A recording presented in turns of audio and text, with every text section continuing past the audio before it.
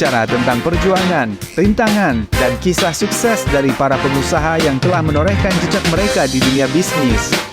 Saatnya Anda dengarkan UMKM Talks. UMKM Talks.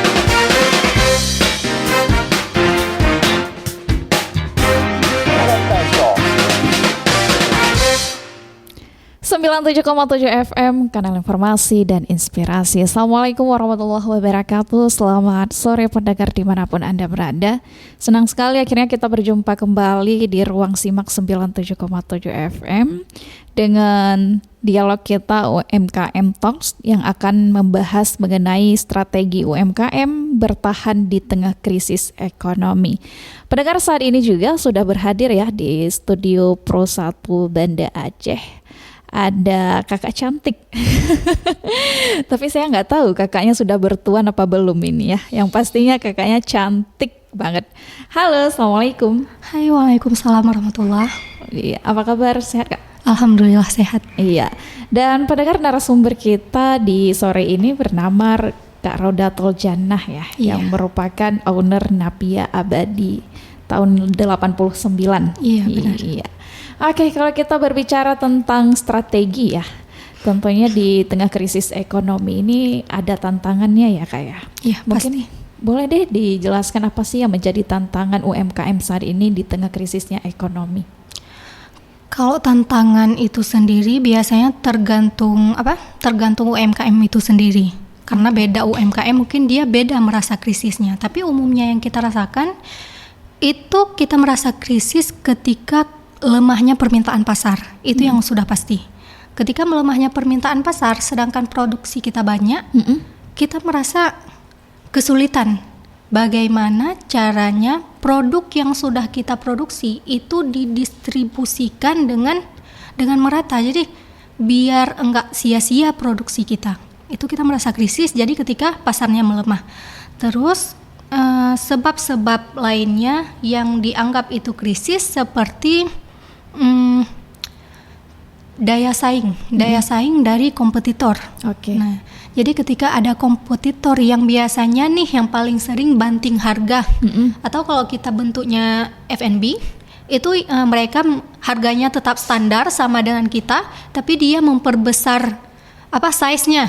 Nah, itu kita sudah mulai merasa goyang nih. Nah, jadi gimana caranya bertahan? Ya kita tetap dengan ciri khas kita. Kita nggak akan mengubah itu.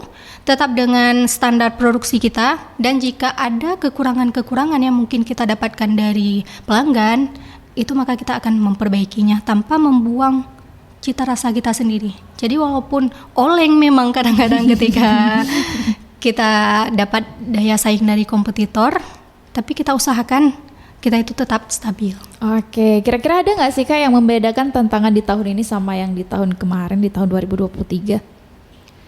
Sejauh ini kalau tantangan, ya ketika melemahnya pasar aja. Selebihnya enggak, karena sejak 2 tahun terakhir, pendistribusian terbesar kita itu ke area Barat Selatan. Oke, ke area Barat Selatan. Iya. Apalagi di 3 tahun yang lalu ya, kita kan sempat dicampak dengan ini COVID-19 ya. Iya, itu bagaimana Napia bertahan itu? Napia sebelum COVID itu pasar terbesarnya ada di Medan, Medan dan Barat Selatan. Dan semenjak COVID itu kalau di luar Aceh kan mereka sangat bagus ya, ketat nih penjagaannya, banyak toko-toko yang tutup. Jadi semasa COVID itu di Medan kita nggak lanjut lagi karena memang nggak tercover ya di sana, sales kita di sana nggak tercover untuk distribusikan banyak kue-kue yang yang nggak bisa mereka pasarkan karena memang toko-tokonya tutup. Untuk Barat Selatan masih jalan, cuman melemah, produksi kita termasuk melemah, tapi tetap kita usahakan kita cari pasar-pasar yang belum kita kuasai. Jadi produksinya kita turunin dulu nih untuk jaga-jaga, tapi tetap sambil kita melihat di mana ada peluang-peluang baru. Jadi walaupun dalam masa COVID kita usahakan karyawan kita itu nggak sampai berhenti gitu. Oke, baik. Berarti untuk standar harganya tetap dipertahankan, Kak? Iya, standar harga tetap dipertahankan. Kue Napia Abadi itu dari pertama dia muncul sampai sekarang per piecesnya itu masih 1.000. Tidak meningkat sedikit pun Tidak ya. meningkat sedikit pun. Oke, baik. Mungkin boleh deh diceritakan sejarah singkat awal merintis Napia ini gimana? Napia ini kan mulainya dari tahun 1989. Saya sebenarnya generasi kedua sih dari Napia ini. Oke, berarti Napia ada generasi sebelumnya ya? Iya, ada orang tua saya, bapak saya yang merintis ini. Tahun 89 itu tahun kelahiran kakak saya, dan beliau sebenarnya usahanya dari beliau kuliah ya. Oke. Cuman resminya lah, beliau resmikan itu tahun 89. Itu awalnya pabrik kita ada di Ruko. Selanjutnya tahun 95, 96 itu kita ada di Lamnyong, Pasar Lamnyong lama. Tahun 99 kita pindah ke Lieu, lokasi kita sekarang, Desa Lieu. Desa Lieu. Iya, di Tungkup, lewat Tungkup.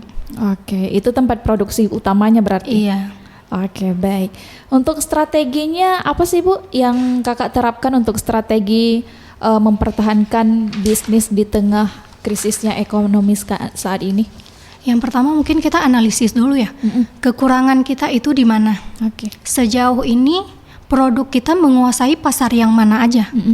Dan juga kita analisis kelebihan kita. Kelebihan dari produk kita dengan yang lain itu apa, hingga pelanggan memilih kita untuk produk bakpia ini sendiri. Kita kan bakpia ini, Napia ini bakpia. Terus selanjutnya, jika satu produk itu sudah sustain, sudah jalan, kita usahakan untuk terus melakukan target untuk inovasi produk baru. Nah, jadi dari tahun ke tahun sebenarnya Abadi 89 ini udah terlalu banyak produk yang kita hasilkan. Jadi dulu itu kita sempat produksi kipang, mungkin ada yang tahu ya? Kipang, beras pakai gula itu. Kipang kita sempat, kita juga pernah produksi kerupuk, kita juga pernah produksi kue-kue bintang yang keras itu. Kita juga punya itu dulu. Kita juga produksi roti selai. Nah, kita juga punya produksi roti selai. Kita juga sempat produksi roti manis isian yang biasa dijual di becak-becak itu. Kita juga pernah produksi itu.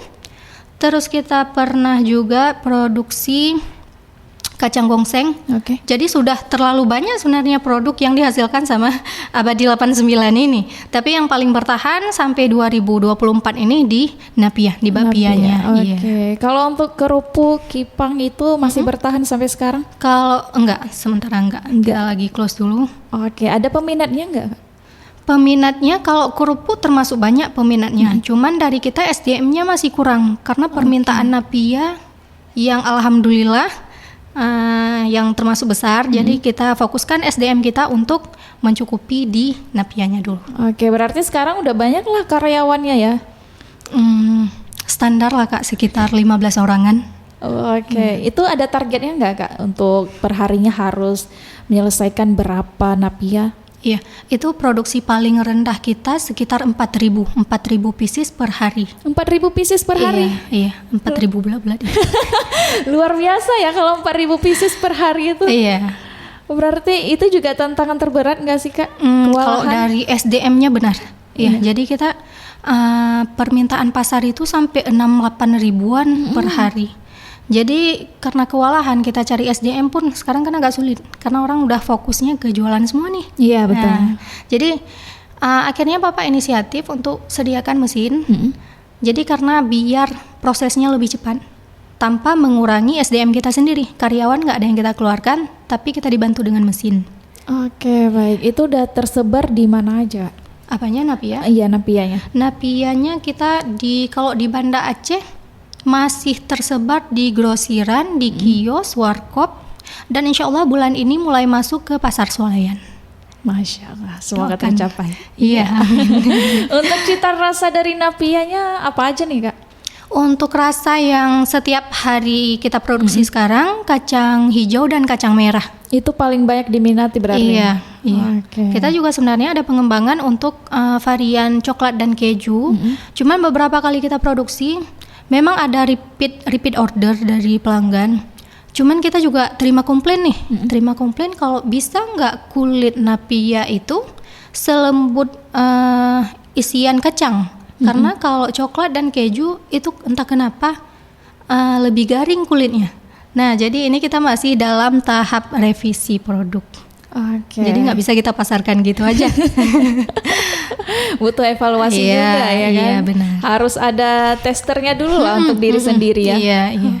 Oke, kalau ngomong-ngomong masalah biaya nih Kak ya, bagaimana cara Kakak mengoperasionalkan biaya untuk tetap efisien tanpa mengorbankan kualitas produk? Kalau untuk biaya, jadi kita lihat dulu, kita evaluasi atau kita analisis mana pengeluaran yang benar-benar penting. Jadi jangan sampai uang modal itu jadi stok yang sebenarnya nggak butuh-butuh banget nih. Nih, jadi kita kondisikan biaya operasional itu yang memang benar-benar kita butuhkan. Terus kita juga komunikasikan nih dengan pihak dengan pihak penyuplai barang. Jika kita ambil sekian, bisa nggak harganya lebih dimurahkan? Karena kan belanjanya skala besar. Oke. Nah, jadi di sanalah mungkin kita dapat potongan-potongan yang bisa mengcover hal-hal lain dalam proses produksi. Oke, kalau misalnya Kakak di ini dalam sebagai owner Napia, selain sebagai owner bertugas sebagai apa? Saya pekerja. Oh, ikut bekerja juga. Saya kerja langsung. Setiap pagi saya memang dari aduk tepung saya juga saya kontrol, dan untuk pembuatannya sendiri saya turun langsung. Jadi kalau misalnya ada yang kurang, saya langsung evaluasi di tempat. Jadi memang karena kita makanan ya. Jadi kalau makanan kita tinggal gitu aja, ya kasihan langganan kita. Jangan sampai ada pelanggan yang kecewa. Oke, rupanya bukan hanya sekedar owner aja ya. Iya, saya harus pekerja turun- langsung. harus Yang turun jualan tangan. saya juga. Jadi saya ada di Oke, kalau kita masih berbicara masalah biaya operasional, berarti Kakak juga yang mengolah semuanya. Kalau biaya itu kita masih kerjasama dengan orang tua. Oke, berarti karena masih suppliernya dipilah-pilah ya. dari bapak langsung ya.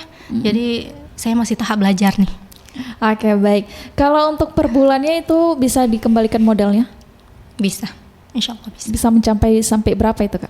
Itu kotornya nggak? Bersihnya berapa ya? Bersihnya sekitar 10-30-an bersihnya. Per bulan? Iya. Oke, berarti kalau untuk kotornya? Kotornya 90-120-an. Wow, Masya Allah. luar biasa. Perjuangan yang sungguh tidak bisa diekspektasikan sampai sekarang Kak ya. Nggak bisa sih, maksudnya saya tingkat hadir di sini aja itu di luar ekspektasi saya.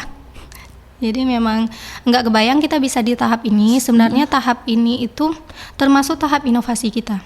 Oke. Jadi dari sebelumnya pasar kita itu hanya terbatas di pasar grosiran, di kios-kios. Orang tidak mengenal Napia. Sedangkan saya rasa produk kita ini diterima oleh masyarakat banyak. Jadi kenapa enggak kita naik ke pasar yang lebih up gitu. Oke. Dari setelah COVID di tahun 2019 awal COVID ya, sampai 2 tahun itu kembali bangkit ulang berarti. Iya. Jadi kita melakukan revisi produk. Itu banyak beberapa bahan yang memang kita formulasikan kembali. Resep-resepnya kita atur ulang, dan termasuk kita perbaiki oven. Sampai segitu. Iya. Perbaiki oven. Jadi oven yang lama itu ovennya oven kecil, dan dia itu cuman nggak bisa dibalik dia, cuman satu arah aja. Jadi ketika dia bangun, bapianya itu dia kayak dorayaki nih bangunnya, gitu. Jadi ini kita model ovennya bisa bolak-balik, jadi dia lebih terbentuk Napia lah, bulatnya pas gitu, sampai segitunya. Harus sesuai ya dengan ukurannya ya. Iya. Oke, baik. Pendengar, kami juga mengundang Anda untuk mengikuti dialog UMKM dengan temanya strategi UMKM bertahan di tengah krisis ekonomi. Silakan di 065144336 atau boleh juga di WhatsApp kami di 085282854445. Oke, Kak Raudatul. Kalau kita berbicara masalah inovasi seperti yang Kakak jelaskan tadi ya, sebenarnya apa sih peran inovasi dalam strategi bertahannya Napia Abadi ini? Inovasilah yang memegang peran besar agar produk kita tidak tumbang. Nah, agar kita bilangnya pabrik atau gudang, agar gudang kita tidak tumbang, itulah karena ada inovasi. Karena kadang-kadang kita lihat ada suatu produk katakanlah dulu sebelum kita lanjut lagi bakpia, itu mungkin di kerupuk ya. Jadi permintaannya sudah mulai mengecil, kompetitor semakin besar. Jadi kita mulai bukan inovasi juga, kita mulai hidupkan kembali nih produk lama bersemi kembali. Nah itu jadi kita mulai cross check ulang nih bakpia di mana aja yang bisa kita tingkatkan, dan rupanya permintaan sales besar waktu itu. Itu di tahun berapa? Itu sekitar setelah tsunami, sekitar 2006. Oke, baik. Berarti bukan hanya cinta yang kembali bangkit. Iya. Ternyata produk kita juga. Oke, baik. Untuk kalau berbicara masalah teknologi di zaman sekarang ya, bagaimana sih perannya teknologi dalam mengelola UMKM di saat ini, Kak? Kalah atau enggaknya kita sekarang tergantung dengan teknologi. Sejauh mana kita berani explore ke teknologi. Karena saya rasain sendiri, ketika kita mempromosikannya baik dari sosmed atau kita malah mengundang orang influencer untuk datang ke pabrik, tapi yang ini yang belum kita laksanakan. Karena apa? Target kita ke depan itu bisa mendatangkan wisatawan yang bisa berbelanja sambil visit pabrik. Datang langsung. Iya, datang langsung ke pabrik, kita open kitchen, pelanggan bisa langsung melihat cara pembuatannya dan bisa langsung berbelanja di sana. Jadi itu mungkin kan perlu persiapan dari kita untuk lebih siap menerima tamu-tamu yang kita harapkan ke depan. Jadi makanya kita penting dulu. Berarti untuk menjaga loyalitas dari tamu-tamu itu bagaimana? Jaga loyalitas pastinya jaga kualitas produk, itu udah pasti. Karena apa? Di luar sana itu banyak kompetitor kita, tapi pelanggan kita itu milih kita. Gimana caranya? Dan termasuk ketika kita inovasi produk yang ini, kita awalnya sampai sekarang kita jualnya dalam cup plastik itu, Kak. Itu harga 10 ribuan, isinya 10. Gimana caranya biar kita bisa masuk pasar swalayan nih? Jadi sekitar Agustus kemarin kita inovasi besar-besaran sebenarnya. Kita urus legalitasnya, kita urus NPWP, NIB sampai ke PIRT dan halal juga, pengurusan halal. Dan karena sudah lengkap kayak gini, kita coba untuk inovasi lagi packagingnya. Jadi packaging sebelumnya ya mungkin orang mau bawa untuk acara maulid katakanlah, atau acara-acara yang lain. Kan mungkin gengsi dong pakai ini, masih pakai plastik itu, kap plastik. Jadi gimana caranya biar bakpia kita itu bisa dibawa kemana aja sebagai oleh-oleh dengan packaging yang layak. Nah, jadi kita buatlah packaging yang terbaru ini, dan kita sempat belajar juga dari ini owner Bitata Food, Kak Ratu. Ya, jadi beliau sarankan bedakan produk kita dengan produk orang. Nah, salah satunya di packaging kata beliau. Jadi seandainya itu kan sekarang bakpia itu kan bentuknya persegi nih, bentuk boxnya ya. Coba deh jangan persegi lagi. Nah, akhirnya kami kepikiran buat untuk persegi panjang. Jadi seandainya orang pilih bakpia yang mana? Itu Napia. Yang boxnya persegi panjang, bukan yang persegi itu. Itu berarti di revisinya di bulan Agustus kemarin, di tahun 2024 ini. Iya, benar. Berarti baru 2 bulan lah ya, sekitar 2 bulan. Iya, makanya belum masuk nih ke pasar swalayan.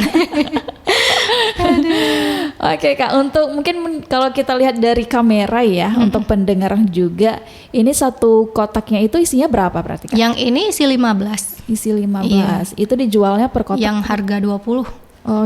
Karena packaging ini tadi ya. Berarti tergantung juga packagingnya. Kalau lebih besar packagingnya, isinya sampai berapa? Isinya yang kita jual grosir, yang biasanya masuk ke warkop itu isi 25. Isi 25. Itu yang kita pasarkan sampai arah barat selatan sana. Itu yang isi 25 itu permintaan terbanyaknya. Untuk dipasarkan ke arah barat sana berarti itu permintaan dari mereka sendiri per bulannya memang harus ada, Kak ya? Iya, setiap malam kita kirim ke sana produk terbaru. Setiap malam? Iya. Jadi setiap malam kita itu ke terminal sana, kita kirim ke sana. Oke, baik. Untuk pemesanannya bagaimana itu Kak? Secara online kah? Ya via telepon Kak, karena Via memang telepon. karena di sana memang ada pabrik besar itu collab lah kita. Di kerjasama. sana ada Istana Bakri di Melabo. Jadi kita kirimnya itu ke istana. Jadi dari istana, sales istana itu ambil dari pabrik sana untuk didistribusikan. Sekalian dengan produk-produk dari Istana Bakri itu sendiri. Oke, baik. Ini bisa dijadikan sebagai oleh-oleh juga ya Iya, kan? iya. Oke, Kak Rodatul, kita ini jeda dulu sejenak ya. Oke, baik. Usai jeda kita akan kembali lagi. Tetap bersama kami di Pro 1 Banda Aceh.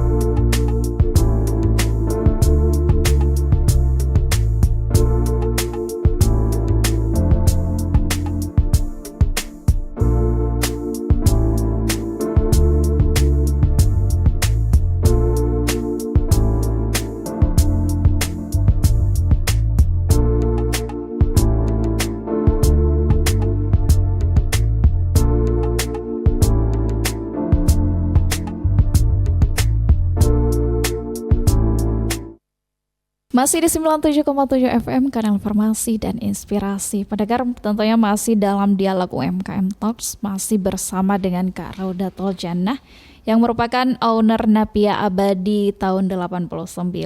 Halo Kakak. Hai Kak. Masih stay ya? Alhamdulillah masih. Belum pulang ya untuk Belum pulang. Oke, sejauh ini Kak Raudatul, kan kita sebelumnya sudah berbicara tentang tantangan, tentang biaya, kemudian tentang inovasi, strategi, terus manfaat dari teknologi untuk sekarang bagaimana.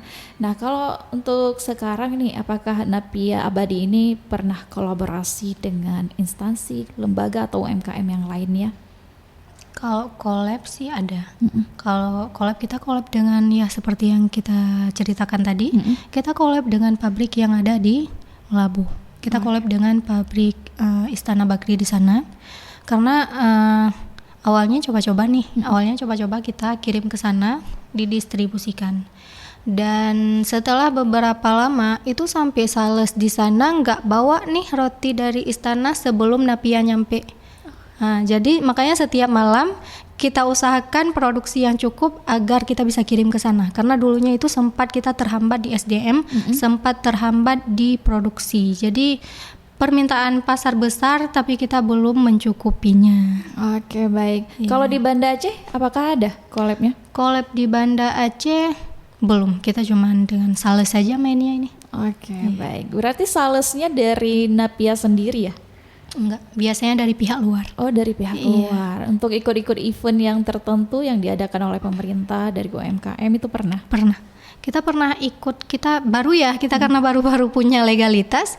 Jadi kita kemarin sempat lolos kurasi dengan Diskop ya yang ada di PKA. Jadi kita diberikan stand gratis di sana. Jadi kita bisa memasarkan sekitar 3 hari pada acara Aceh Perkusi. Aceh Perkusi. Iya. Jadi kita itu mungkin bentuk support ya dari kedinasan terhadap UMKM. Jadi dengan Diskop yang kita yang pernah support kita. Oke, selain itu berarti belum ada ya? Belum ada. Oke, berarti ada harapannya untuk itu Kak? Harapannya besar ya, karena sekarang mungkin karena pemberlakuan Konun LKS ya, Konun Lembaga Keuangan Syariah. Jadi dinas-dinas ataupun dari pihak perbankan itu memang lagi gencar-gencarnya nih mensosialisasikan UMKM dan full support untuk UMKM. Dan bahkan kita lihat itu hampir setiap minggu. Pokoknya dalam sebulan itu ada beberapa kali pelatihan di BSI UMKM Center. Jadi mungkin teman-teman UMKM bisa cari-cari infonya lah. Jadi karena kita UMKM ini disupport sebegitunya dari pemerintah. Nah, jadi jangan sia-siakan. Itu paling banyak. Jadi nanti ada seperti pelatihan penggunaan Canva atau bagaimana cara kita mengelola keuangan. Itu banyak pelatihan yang disediakan oleh pemerintah. Oke, baik. Kalau menurut Kakak sebagai owner nih ya, itu penting nggak sih Kak kalau kita kolaborasi dengan pihak luar UMKM? Penting, sangat penting. Jadi saya itu sebenarnya banyak tahu info karena tergabung dengan komunitas UMKM Banda Aceh. Jadi mungkin teman-teman yang belum bergabung bisa dicoba kepoin nih IG-nya UMKM Banda Aceh memang. Jadi kita itu diketuai ya atau kita dibina langsung oleh Minho, kami sebutnya, sama Bang Wahyu. Jadi memang di sana kita benar-benar diajarin nih para UMKM untuk untuk kita lengkapi legalitas biar kita bisa terhubung dengan program-program pemerintahan. Dan ini mungkin yang masih banyak disepelekan oleh teman-teman UMKM yang lain. Padahal dengan adanya support dari pemerintah, ya nggak ada salahnya nih kita lengkapkan legalitas kita untuk kemudahan kita juga. Iya, setidaknya pemerintah untuk sekarang sudah mendukung lah UMKM di Aceh ya, terus bergerak maju. Iya benar. Oke Kak, untuk ini kan pasti banyak pesanan-pesanan setiap harinya ya, dan ada nggak sih Kakak terima pesan dan kesan dari konsumen Kakak sendiri? Kalau pesan kemungkinan ya lebih besarnya ke tolong ini tetap dipertahankan rasanya. Itu paling sering. Tolong dipertahankan, jangan sampai lebih turun dari ini. Tapi kadang-kadang ada hal-hal yang di luar kendali kita. Ada hal-hal yang di luar kendali kita ketika kita dapat komplain, itu biasanya langsung kita ganti. Jadi itu karena kan bentuk trust pelanggan ke kita. Jadi langsung jangan direvisi ya. Langsung kita revisi dan kita ganti nih. Iya, karena di saya langsung pernah ada kejadian dia beli nih. Jadi rupanya kuenya udah keras kalau nggak salah kemarin tuh. Jadi saya langsung bilang, nanti tolong datang lagi ke toko. Saya kabarin ke admin, kakak tinggal ambil gantinya aja. Nah itu mungkin cara kita menjaga loyalitas pelanggan juga ya, karena kan nggak mungkin orang nipu kita cuma untuk hal-hal yang demikian. Jadi kan kita juga koreksi diri. Ya. Jadi untuk kesannya mungkin Kak?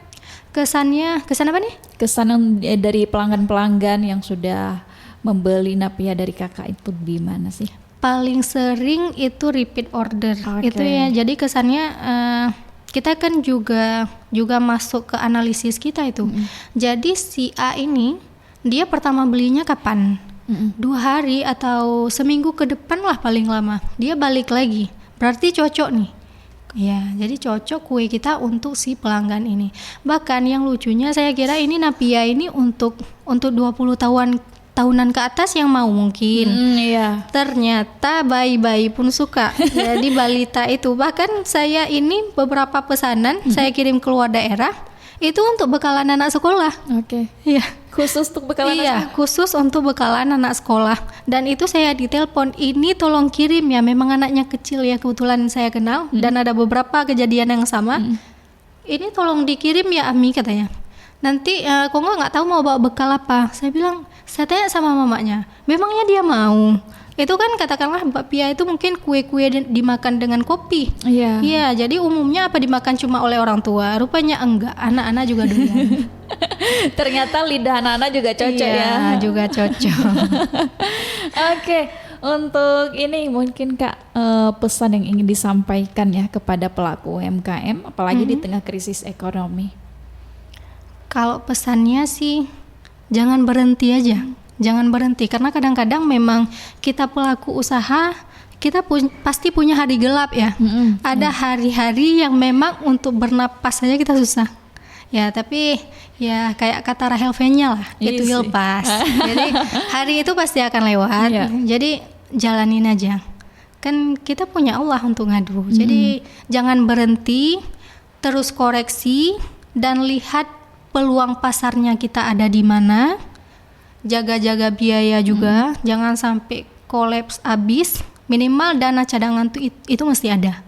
Nah, jadi ketika kita mungkin down di satu bagian, kita masih punya backup nih untuk kita mulai hal yang lain lagi. Baik. Pendengar kami juga masih mengundang Anda ya untuk mengikuti dialog UMKM dengan tema kita strategi UMKM bertahan di tengah krisis ekonomi. Ada owner Karodatul Jannah yang merupakan owner Napia Abadi 89. Berarti Kak ini untuk pemesanannya keluar kota sudah pernah kah? Sudah. Jadi kita bisa kirim ke seluruh Aceh. Kita kirimnya dengan JNT. Kita packingnya dengan bubble wrap itu. Dan kita packing lagi dengan kotak. Jadi insya Allah aman pengiriman kemana aja. Itu bisa bertahan sampai berapa lama? 7-10 hari. Bertahan? Iya, bertahannya 7-10 hari. Paling cepat 7 harian. Paling cepat 7 hari, paling lama 10 hari ya. Iya. Kalau misalnya di tempat terbuka itu bertahannya juga segitu Kak? Suhu ruang harusnya 10 hari. Iya. Kecuali di panas, kalau kena panas cahaya matahari langsung itu 7 hari udah nggak aman. Karena memang kita nggak ada pengawet ya, jadi alam ya. Iya. Kalau kita masih berbicara tentang peluang di era yang tengah krisis ekonomi ini ya, peluang bagaimana Kakak melihat peluang UMKM yang sedang ya kadang-kadang naik, kadang-kadang di bawah, mundur, maju mundur gitu kan? Bagaimana itu Kakak melihatnya? Kalau UMKM kemungkinan kedepannya itu akan sangat melejit ya, karena kita bukan dari Aceh aja, bukan dari pemerintah Aceh aja, tapi seluruh Indonesia memang kita UMKM ini digenjot nih sama pemerintah. Jadi mungkin karena biar putaran ekonominya itu mutarnya di kita-kita aja, jangan sampai itu jadi kemungkinan besarnya itu melejit. Jadi baik dari sektor Ini mungkin karena kita sektornya F&B atau dari segi pertanian, peternakan itu besar kemungkinan. Dan bahkan kita lihat UMKM kita ini sangat kreatif ya. Ya. Iya, saya luar biasa lihat teman-teman itu termotivasi, mereka bisa olah apa aja tuh dari hasil pertanian bisa, dari peternakan bisa. Itu kayak madu-madu itu kan udah banyak sekarang. Banyak yang dihasilkan oleh UMKM kita. Ya cuman kayak tadi ya, kayak yang saya katakan tadi, kalau bisa dilengkapilah legalitasnya biar kita bisa bersaing ke pasar nasional atau internasional. Oke, baik. Pendengar dan juga kakak yang cantik, kita jeda dulu ya. Karena kita dengarkan dulu kumandang azan asar untuk wilayah Banda Aceh dan juga sekitarnya.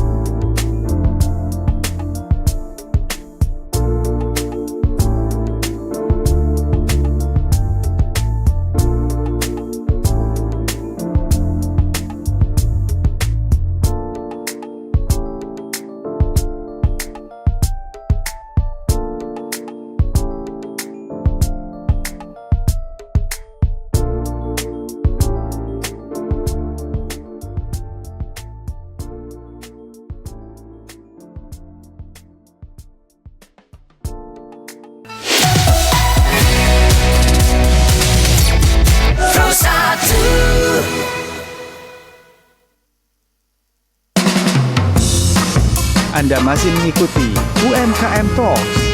Tonton juga tayangan ini di YouTube channel RRI Banda Aceh Official. UMKM Talks.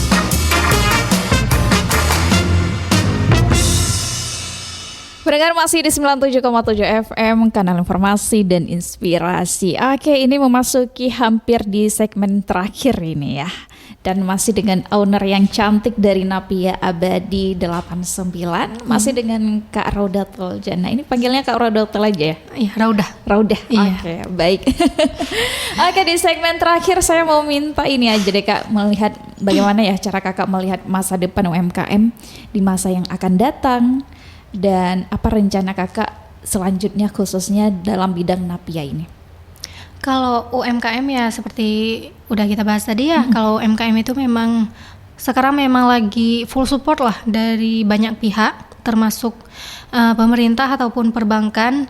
Dan untuk kita pribadi, kita lagi usahakan menjangkau pasar seluas-luasnya.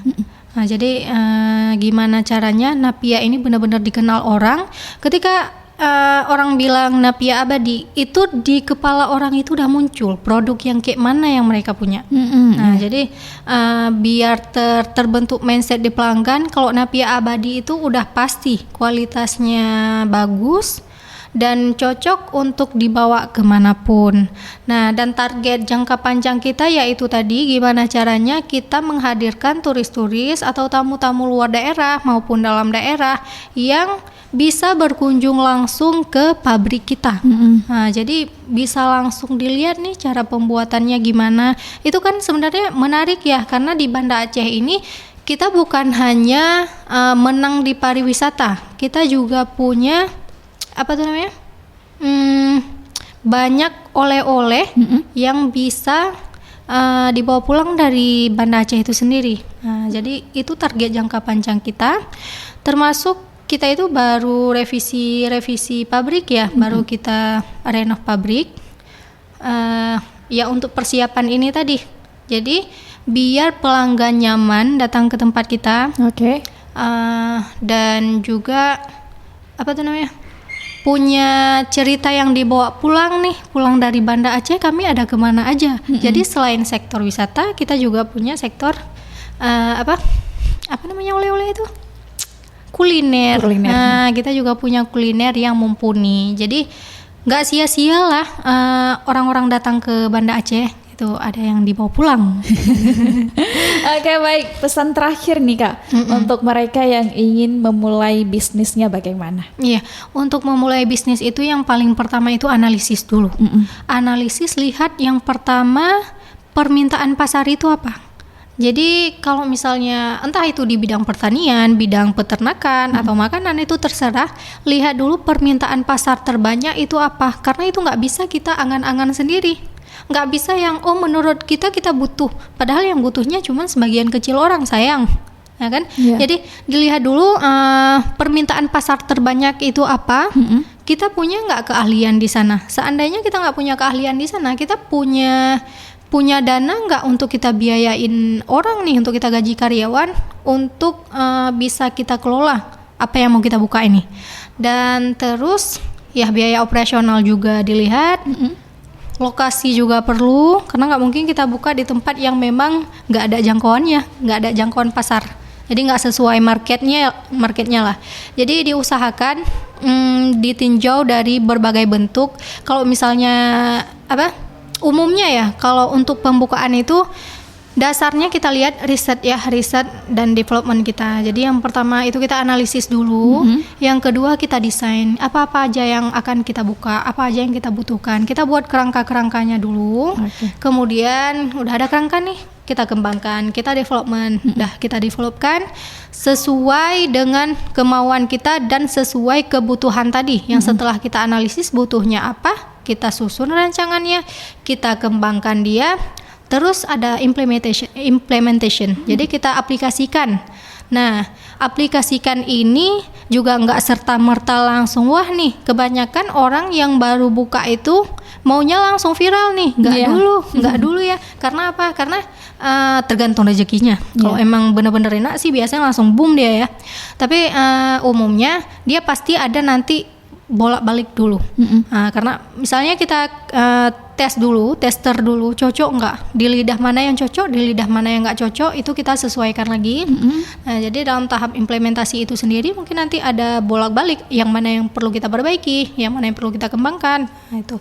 Terus evaluasi. Nah, evaluasi itu yang kita lihat mana yang harusnya kita kembangkan produknya, mana yang memang pasarnya itu kecil, jadi daripada buang-buang biaya produksi, mending stop aja, fokus aja ke yang banyak permintaannya. Oke, baik. Ini semoga ya apa yang sudah kakak jelaskan untuk UMKM yang akan memulai bisnis bisalah diaplikasikan ya. Iya, Karena semoga. kakak sendiri sudah berpengalaman juga. Iya, walaupun masih belajar ya. Oke, terima kasih banyak Kak Rauda sudah sama-sama.